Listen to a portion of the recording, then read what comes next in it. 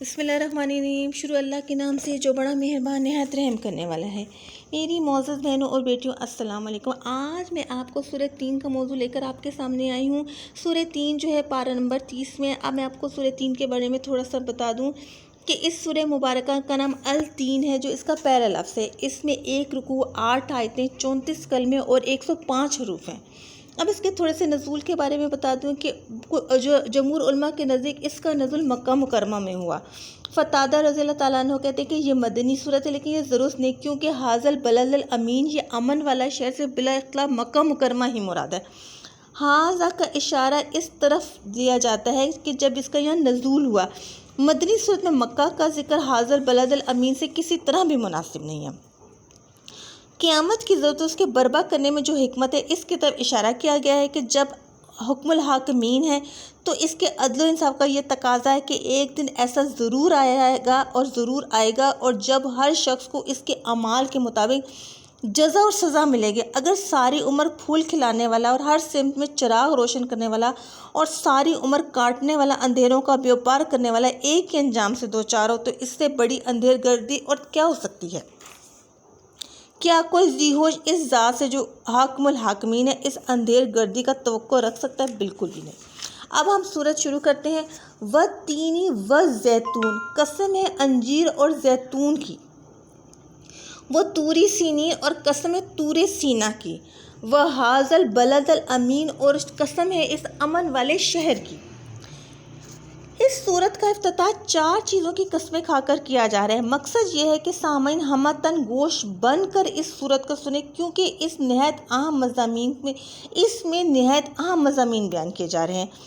تین اور زیتون سے مراد کیا ہے؟ علماء تفسیر کے اس متعدد اقوال میں یہ بتایا جا رہا ہے کہ حضرت ابن عباس، حسن، مجاہد ہم وغیرہ کا قول یہ ہے کہ 3 سے مراد انجیر ہے اور زیتون سے مراد مشہور و معروف درخت ہے جس سے تیل نکالا جاتا ہے۔ انجیر کا پھل اور زیتون کا درخت، اس کا تیل بے شمار فائدوں اور خوبیوں کے مالک ہیں، اس لیے ان کی قسم کھائی گئی ہے۔ حضرت ابن عباس رضی اللہ تعالیٰ عنہ سے یہ قول بھی مروی ہے کہ 3 اس مسجد کا نام ہے جو نوح علیہ السلام نے جودی پہاڑ پر تعمیر کی تھی، اور زیتون سے مراد بیت المقدس کی مسجد ہے۔ بعض لوگوں کے نزدیک 3 اس پہاڑ کا نام ہے جس پر دمشق کا شہر آباد ہے، اور زیتون اس پہاڑ کا نام ہے جس پر بیت المقدس کا شہر آباد ہے۔ ایک اور جگہ ہے کہ یہ کہا جاتا ہے کہ اس سے مراد مکہ مکرمہ، یعنی وَہَٰذَا الْبَلَدِ الْأَمِین سے مراد مکہ مکرمہ کا شہر ہے۔ مکہ مکرمہ کا شہر شرف محتاج نہیں ہے، اس کا سنگ بنیاد اللہ تعالیٰ کے خلیل حضرت ابراہیم علیہ السلام اور ان کے فرزند جلیل حضرت اسماعیل علیہ السلام نے اپنے مبارک ہاتھوں سے رکھا۔ اس شہر کے پرامن ہونے کی دعا بھی آپ نے ہی مانگی۔ اس دعا کی قبولیت کا یہ عالم تھا کہ جس وقت سارا جزیرہ عرب غارت گری، خون ریزی اور لوٹ مار کا میدان بنا ہوا تھا، اس وقت بھی مکہ مکرمہ فتنہ و فساد کی آگ سے محفوظ ہے۔ کسی کے باپ کا قاتل بھی اگر جرم حرم میں پناہ لے لیتا تو اس کو کچھ نہ کہا جاتا۔ اگر جنگل میں کوئی چیتا ہرن کو شکار کرنے کے لیے اس کے تعاقب میں دوڑتا اور ہرن حدود حرم میں داخل ہو جاتا تو چیتا اس کا پیچھا چھوڑ کر واپس چلا جاتا۔ سبحان اللہ۔ یہاں کے درختوں اور گھاس وغیرہ کو کوئی نہیں کاٹتا تھا۔ کعبہ مقدسیہ کی تعمیر اس شہر کی وجہ سے اس شہر کو مزید شرف نصیب ہوا۔ اللہ تعالیٰ نے اس خطے پر مزید کرم یہ فرمایا کہ اسے اپنے محبوب حضرت محمد صلی اللہ علیہ وآلہ وسلم کی جائے ولادت بنایا، اور حضور اکرم صلی اللہ علیہ وسلم نے نبوت کا اعلان بھی یہیں سے کیا، جس کے باعث مکہ کی عظمت کو 4 چاند۔ ہم آگے پڑھتے ہیں۔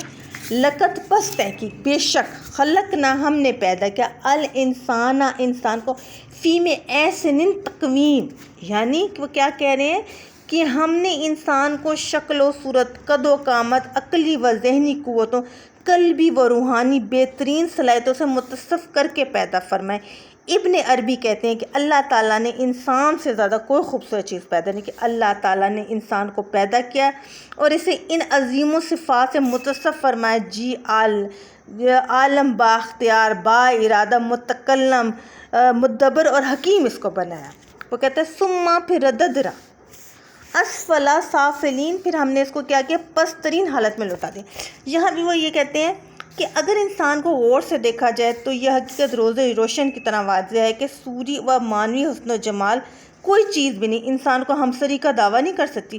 گراں قیمت حیوان، زور آور جانور، درندے پرندے، ہوائی اور آبی مخلوقات سب کی سب انسان کے سامنے سجدہ زیر ہے اور وہ اس بات سے ٹل نہیں سکتے۔ گراں قدر ہاتھی سے ایک فیل باندھ جس طرح چاہتا ہے کام لیتا ہے۔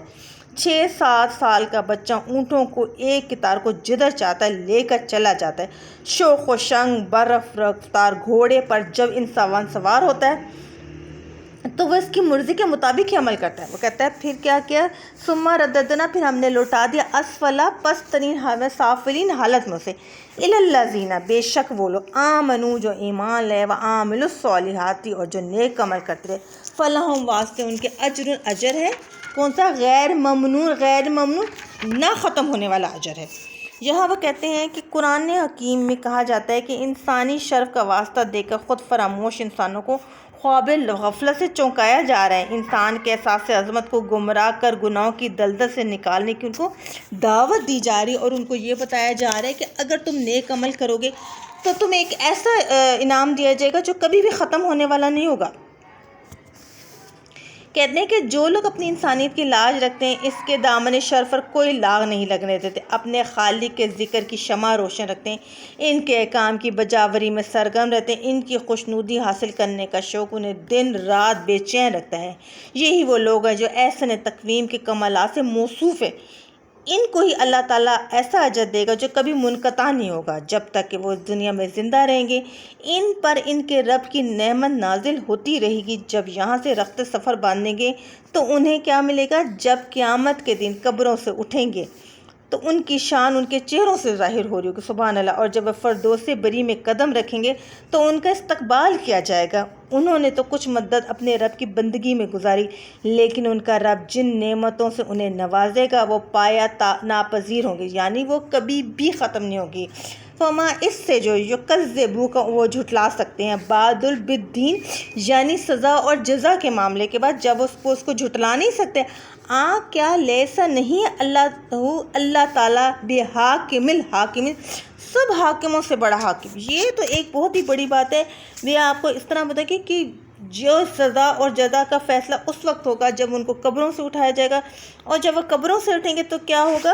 اگر کسی چھوٹے سے خطے کا کوئی حاکم ہو تو تم اس سے عدل و انصاف کی توقع رکھتے ہو، اور اگر وہ ظلم و ستم پر آئے تو تم اس سے نفرت کرنے لگتے ہو۔ اگر حالات اجازت دیں تو اس کا تخت و تاج بھی اسے چھین لیتے ہو۔ خود ہی بتاؤ کہ اللہ تعالیٰ سے بڑا حاکم اور کون ہے؟ اس کی حکومت سے بڑی حکومت کس کی ہے؟ اس کی مملکت سے وسیع مملکت کہاں ہے؟ اس کے باوجود کیا تمہیں ظلم کی روا رکھنے کی سے توقع رکھتے ہو؟ وہ ظالم کو تو کچھ نہیں کہے گا اور وہ مظلوم کی داد رسی بھی نہیں کرے گا، ہرگز نہیں، ہرگز نہیں۔ حضرت ابو ہریرہ رضی اللہ تعالیٰ روایت کرتے ہیں کہ رسول اللہ صلی اللہ علیہ وسلم نے فرمایا کہ جب تم اس سورت کی تلاوت ختم کرو تو کہو ان للہ و انا الیہ راجعون، اس کی تلاوت کے بعد، اس لیے کیونکہ ہم نے اپنے رب کی طرف ہی واپس لوٹ کر جانا ہے۔ کتنی پیاری یہ دعا ہے اور کتنی پیاری یہ بات انہوں نے بتائی ہے کہ ہم سب نے کہاں جانا ہے؟ اپنے رب کی طرف ہی واپس لوٹ کر جانا ہے۔ تو میری بہنوں، مجھے پورا یقین ہے کہ آپ کو سورہ 3 کی جو میں نے تلاوت کی ہے یہ آپ کو بہت زیادہ پسند ہے، کہ اس کا لفظی ترجمہ بھی آپ کو سمجھ آئے گا۔ اب میں آپ کو اس کے تھوڑے سے فوائد بتاتی ہوں۔ ویسے تو آپ کو قرآن شریف کی تلاوت روز ہی کرنی چاہیے اور تمام صورتوں کو روز ہی پڑھنا چاہیے، کیوں؟ لیکن کچھ ایسی صورتیں ہوتی ہیں کہ جن کو آپ جس حساب سے بھی پڑھنا چاہیں، جیسے اس صورت کو 7 مرتبہ پڑھنے سے غائب واپس آ جائے گا۔ جو شخص چاہے کہ اس کی دشمنی ختم ہو کر اس کی محبت اس کے اندر پیدا ہو جائے تو وہ 21 روز تک ایک صورت کو پڑھے، عشاء کی نماز کے بعد 41 دفعہ۔ تو بہنوں، یہی بس 2-3 میں نے جو فوائد آپ کو بتائے ہیں یا فضائل بتائے ہیں، تو میری بہنوں مجھے پوری امید ہے کہ آپ کو یہ میرا لیکچر بہت پسند آیا ہوگا سورہ 3 کے بارے میں۔ اگر آپ میں انشاءاللہ تعالیٰ اور بھی چھوٹی چھوٹی صورتوں کے بناتی بھی رہتی ہوں، تو میری بہنیں اگر آپ کو یہ میرا پسند آیا ہے لیکچر، آپ کو سمجھ بھی آیا، عربی سمجھ آئی، اس کی لفظی ترجمہ سمجھ آئی ہے، تو میری بہنیں آپ ضرور میرے اس لیکچر کو لائک بھی کریں، شیئر بھی کریں اور سبسکرائب بھی کریں، اور انشاءاللہ پھر میں اگلی صورت کے ساتھ حاضر ہوں گے۔ اللہ حافظ۔